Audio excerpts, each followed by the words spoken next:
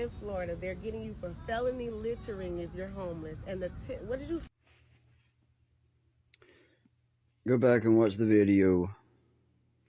Um, and I really appreciate the people that took the time to make this video, stop their day and respond to some human beings that are in a difficult situation, and make the video that they did that I'm stitching, so that get that information out there, and to talk about how real the situation is. This has been going on for a while.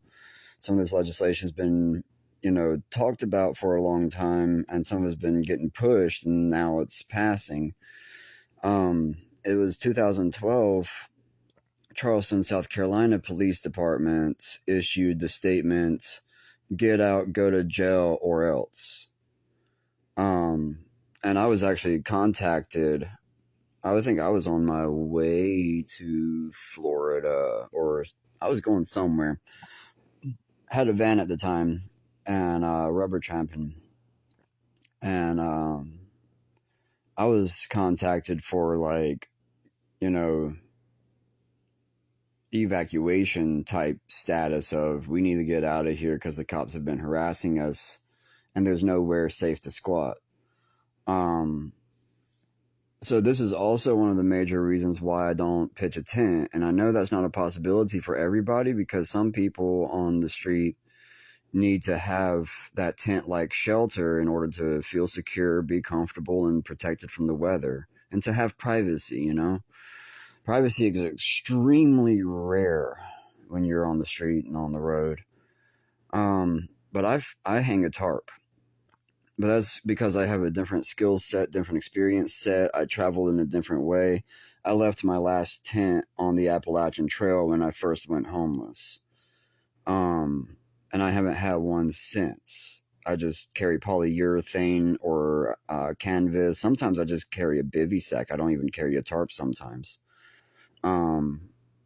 But that's why I ninja camp in a way that I look like a log, and I stash my pack and I stash my camp if I might go somewhere, because I know that if the cops or someone else, they don't have to be a badged officer to have cop-like behavior, and why I learned how to counter track and all that kind of stuff, so I know if I'm being followed back to my campsite or to my squad or whatever, you know.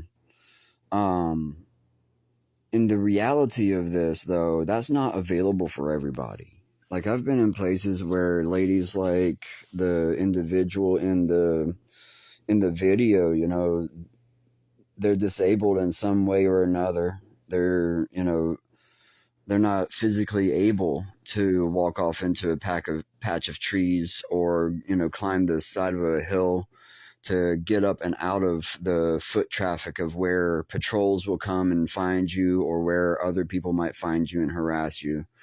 Like, I've slept in Golden Gate Park. I've slept in Buena Vista. I've slept in the park in Boulder. I've slept with my head at the door of Coffee to the People, or Coffee for the People. They're on Haight and Masonic, I think it is, in San Fran. I've squatted Sacramento, I've squatted Charlotte, I've squatted Tallahassee, Ocala, freaking Fort Myers, all kinds of places up and down Florida. And there's a reason why a few years I stopped migrating to Florida. There's a reason why I'm very careful about how I hitchhike or travel through South Carolina. There's a reason why I don't hitchhike in Virginia. It's illegal to hitchhike in Virginia. It is an arrestable offense even. There have been anti-camping laws. Like, I had a friend in Colorado. I was parked in a parking lot, thought that it would be all right to, like, stay there that night instead of trying to drive tired up the mountain and get out of the city.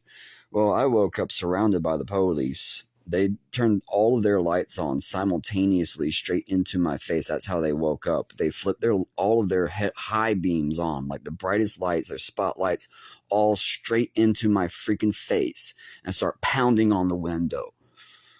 Just straight pounding. And I'm just snapping awake, like, into a full-on anxiety attack and meltdown, and it was just downhill from there. and they opened the back of my van and snatched my homie out, got him on a previous camping charge from the last year that he was there. He like that it was from the previous year. It just the statute of limitation didn't run out yet. And I wasn't aware of it. He forgot about it. But that's what they arrested him on. And me and his girlfriend, they were in my van, and we stayed near and around Boulder till he got out. I think they kept him for like almost a week before they released him. But that's also to say that some people that disappear, they didn't just up and disappear. If they were last seen in police custody, then the police either have them or did something to them. And somebody needs to go check in on that. Like, go pound on their door about that, because we've got missing all over the place this way.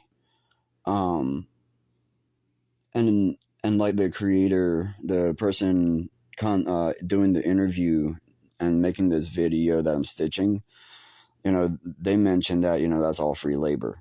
Every person that gets abducted this way, it's all free labor. So that's why they're coming up with these, like, if you get enough misdemeanors, it's a felony. If you get enough felonies, you're in jail for the rest of your life. And like she said, the lady they're talking to, the county jail is only going to keep you for X amount of days. It slightly varies from county to county. Check your state and check your county what their limitation is on how long they can house you in jail before they send you to prison. It's a different yard, man. I've never been to prison, but I've been to jail. I've been arrested enough times that I know what a holding cell is like, and I know what it's like to get on the other side of booking. I've been in on false charges and on cannabis. I beat the false charges in court. Actually, I got called out of my cell before court. I was pushing for a trial. I was like, no, find the evidence. Show me where I committed this crime, because I didn't do this shit. I'm not pleading to nothing I didn't do, period. But that's a whole nother story unrelated to homeless legislation. I was homeless at the time, which, compounded the situation, because of course the cops didn't believe that I had $400 in my pocket from working, and that I was digging in the trash can for food. Dude, a plate of pad thai is $10. I can eat the money in my pocket that I just earned in like less than a week. Like $400 is like a month's worth of groceries for me, and that's stretching it. I'm barely living on like $290 something right now, in stamps.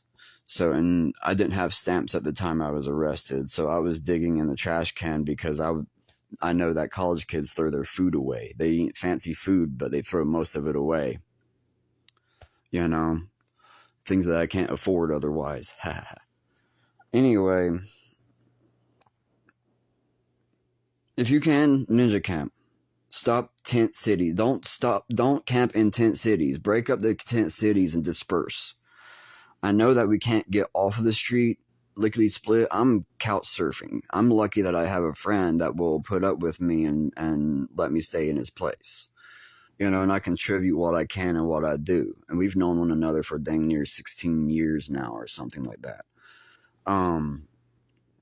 But I can't live here long term, and it's not my place. There's nothing I can really do here but like, watch the property while he's gone, and otherwise like piddle around, herd my goats. But like, if I wasn't here, I'd be right back out on the street. Well, really, I would actually be dispersed camping in the woods in designated areas of the national and state forests. There's enough of those around here, and if you're out west, there's BLM land. I know it's hard living, but if we can live together in communities and have more of that village type structure where the people who are able-bodied help those who are not able-bodied by gathering water and food and bringing it back out to the dispersed camps. We're not camped together. There's no law against sharing meals together. And we're all at our own individual camps. There's no law saying that I can't sit at the campfire of my friends over here or to the person over there or whatever. But we need to do this sustainably, regeneratively, and responsibly, or else we're going to be damaging the environment that's supporting us. So that's the other thing too, is that we really need to get down on this. This is what I've been working on for several years.